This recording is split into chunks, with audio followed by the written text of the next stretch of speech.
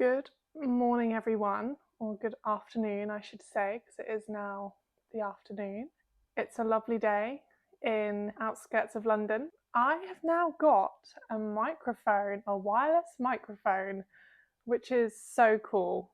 And hopefully we're going to see a massive difference with the audio to make it as professional as I possibly can whilst on a budget. So thank you, Amazon, for the next day delivery of my wireless microphone. And now I have got a adapter for my iPhone to go on the tripod.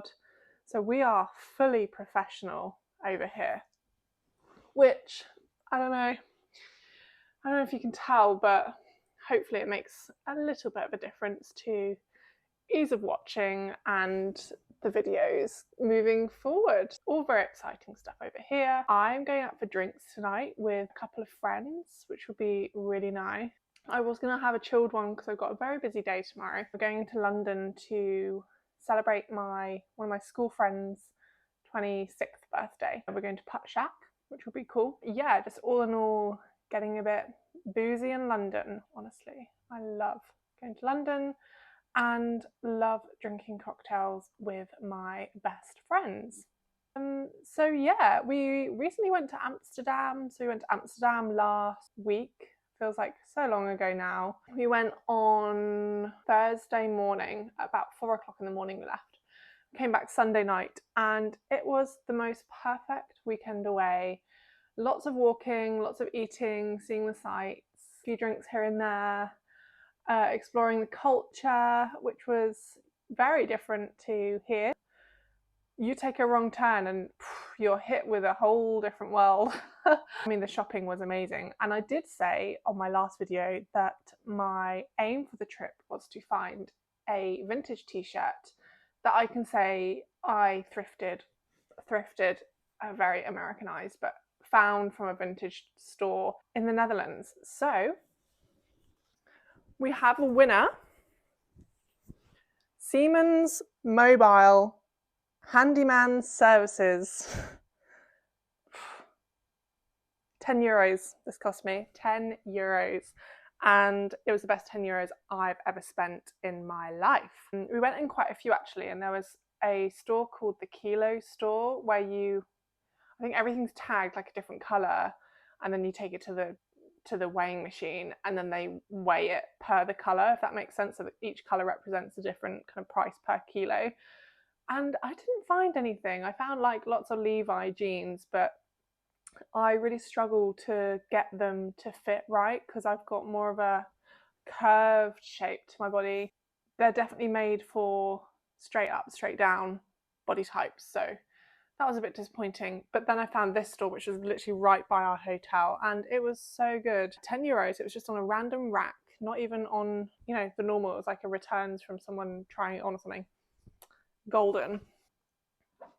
And then the other thing that I picked up, I had €15 left in cash, and I wanted to spend it because I didn't want to bring back cash with me. I just wanted to see what I could find for my €15. Not €15, but it was €9. Never bought an Architectural Digest magazine before because I don't think they sell them in the UK. So at the airport, I saw this and I thought, you know what? It is €9. But realistically, I'm never actually going to buy another one because you can't in the UK without kind of getting it shipped over from wherever, and then you pay like a massive amount of money for it in taxes and shipping and stuff. So yeah, I picked up I think it's the January-February edition of AD. Obviously it's all in Dutch, so I have no idea what the articles are about, but I think you can get the gist just by having a look at the photos in there. This was very exciting and probably my first and last AD magazine for, if I don't ever see it, kind of, or can't get it abroad anywhere, but treasured. Definitely. If you know a place where you can get AD magazines in the UK, please do let me know, because I'd be very interested in getting a subscription or something as a little treat to myself. So let me know in the comments if you do know, because I would be very grateful for that. Today we are doing a review of 2022 trends and then forecasting a little bit into, well, I say forecasting, but it's now middle of February in 2023. However, we're going to have a look at kind of what's propped up already and things that I believe are going to be a hit in 2023.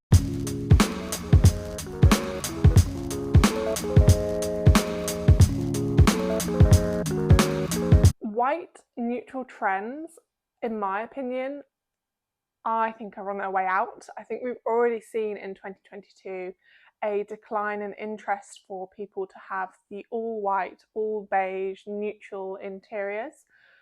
I know in COVID times that was a real hit in trends and seeing online on Pinterest and stuff. But I think people are starting to realise how sterile it feels to have an all neutral home, and also how unpractical having an all neutral home is if you've got children, pets, or even eating chocolate on the sofa as we do. This white sofa is unfortunately now very stained. I've definitely realised that there is a need for more practical colours within the home.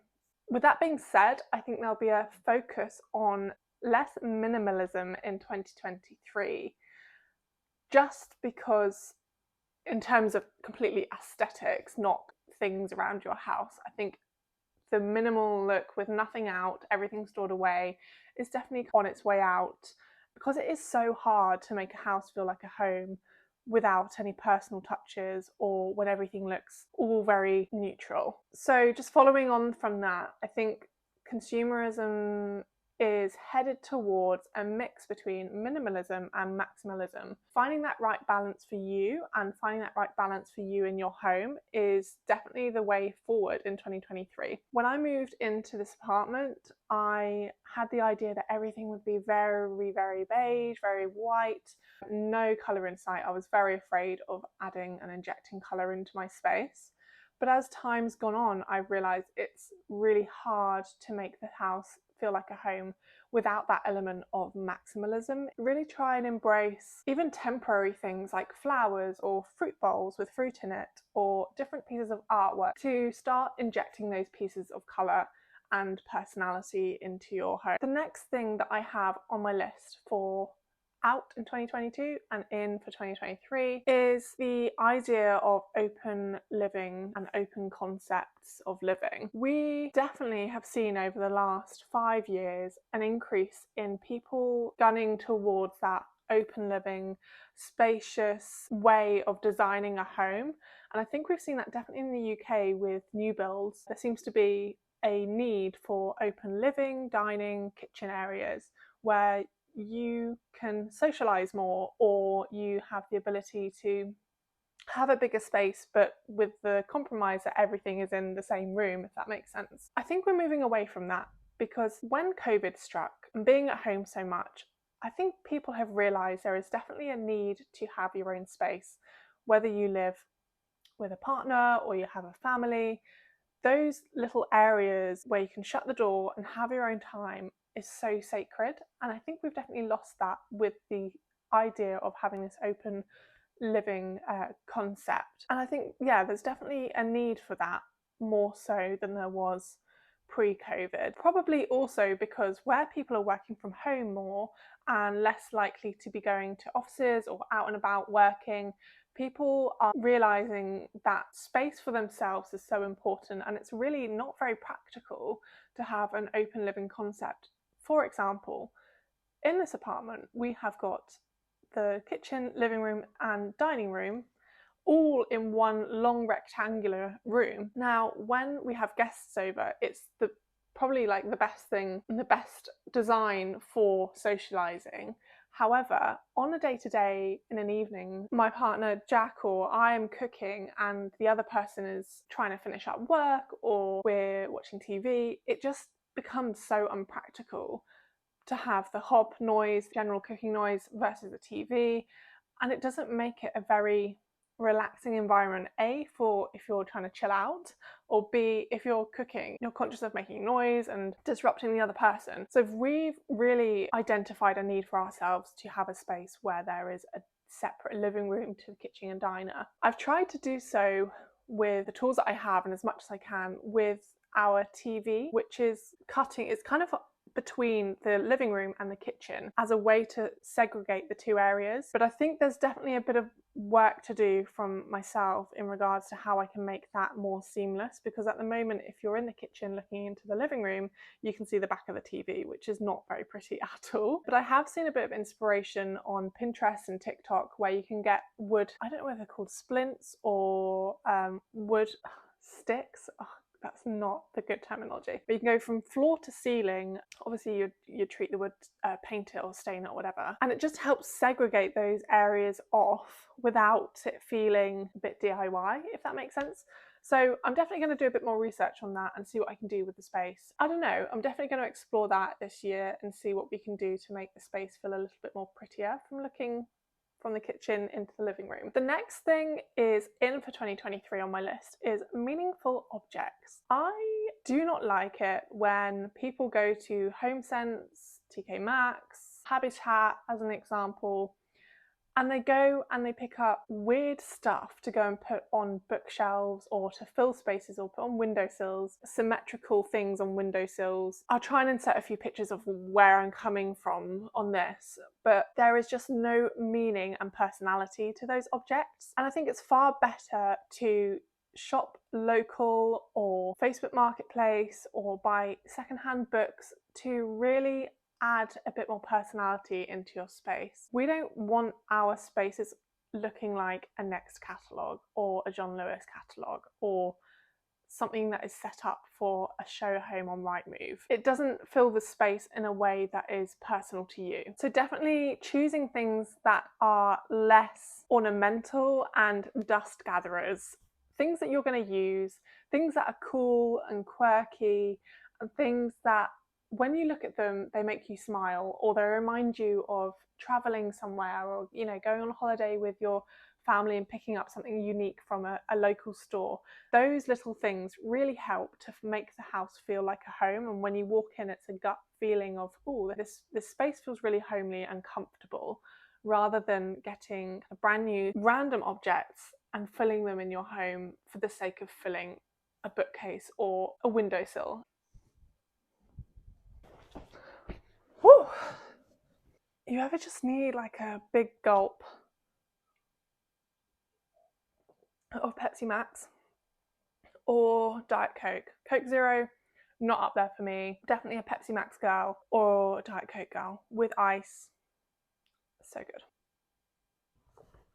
The next thing I have on my list is grey / cool, really cool. I'm talking like white shabby chic wood.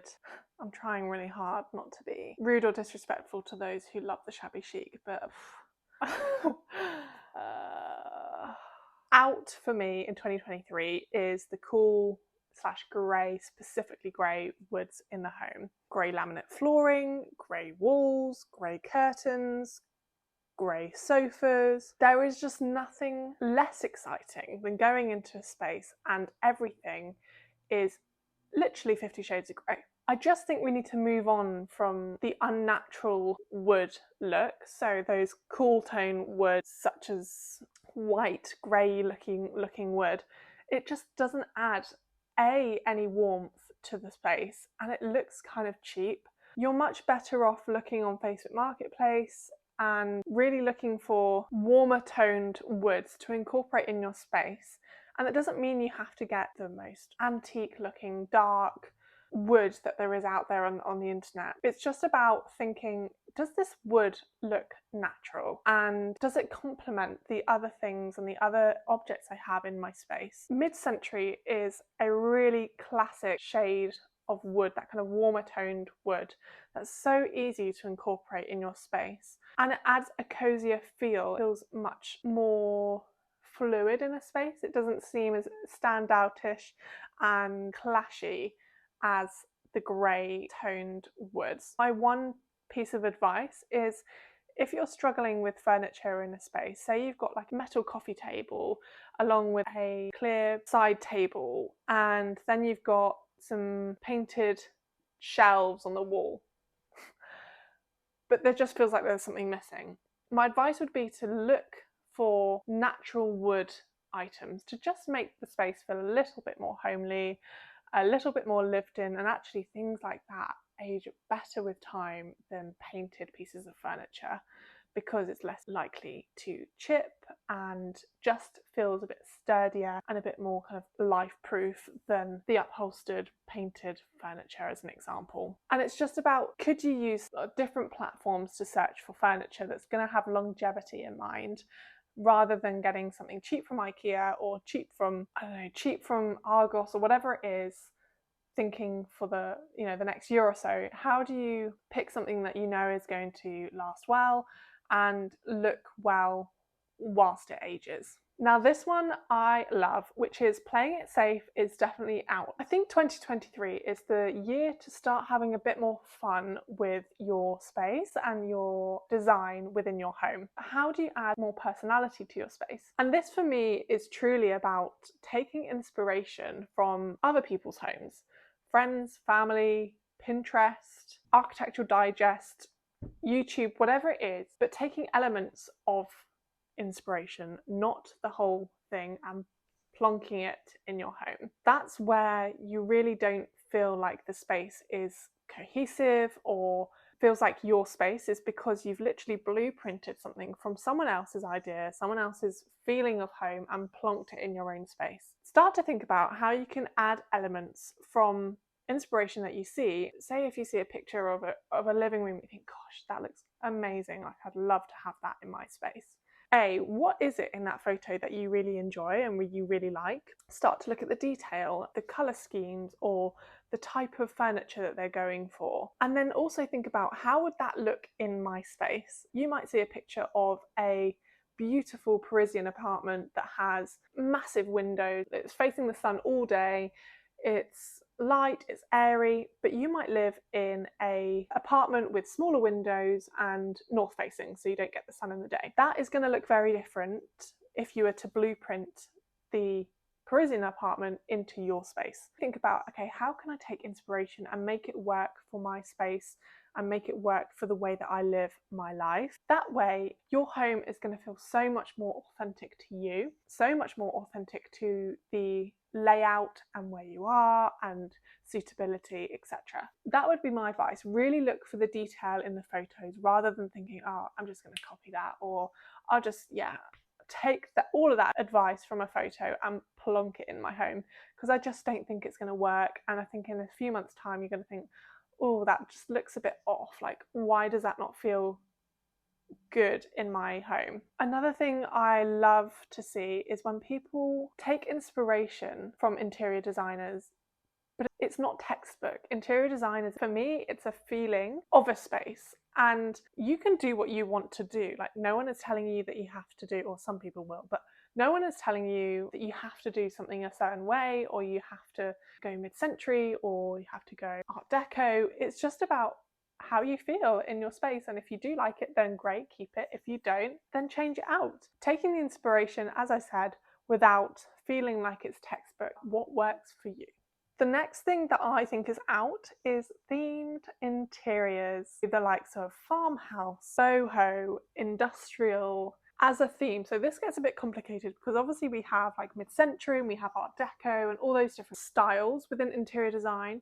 But what I'm talking about here is when you have a space where somebody goes, it's like a children's bedroom, for example.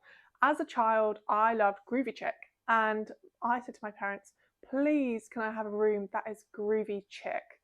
You go into the room, there's bright pinks, there's bright yellows, there's bright oranges, there's like the turquoise, I think she had turquoise.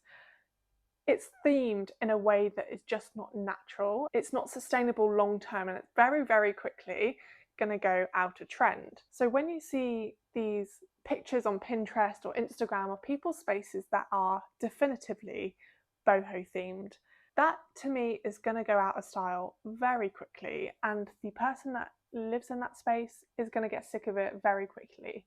Along with trends in interior design, taking the elements of the different styles that you like and putting a nod to it in your space, rather than filling your living room with boho style pieces of furniture, long-term pieces of furniture. We're talking sofas, all these different things. Taking elements of that style that you like and putting it into a space to help it feel timeless rather than a trend. You don't want the feeling of boho or farmhouse kind of style to take over your space.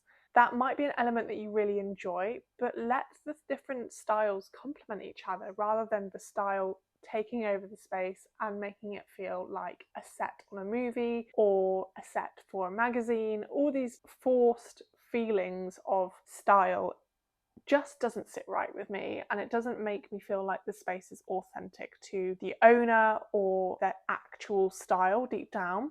And I know it's really hard to find your style. I am still finding my feet with my style. It's taken me over a couple of years now to really get the apartment to where I feel it's coming together. So taking your time, as I've said before, taking your time to make these decisions is of the utmost importance, to just make sure that the decisions you're making have long term in mind and are timeless rather than trendy.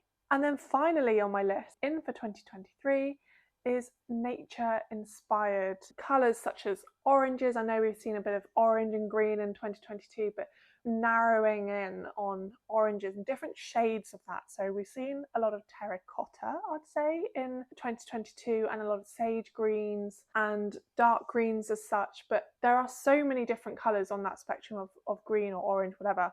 How can we use those different colours in a way that is not so trendy or not so at the forefront of everyone's mind? More pale greens, peachy oranges, incorporating those different shades in your space, I think will be a big one for 2023. And then with that in mind, having that feeling of indoor-outdoor living within your space, with those colours and with those more natural tones in your home will automatically make it feel a bit more natural and less artificial.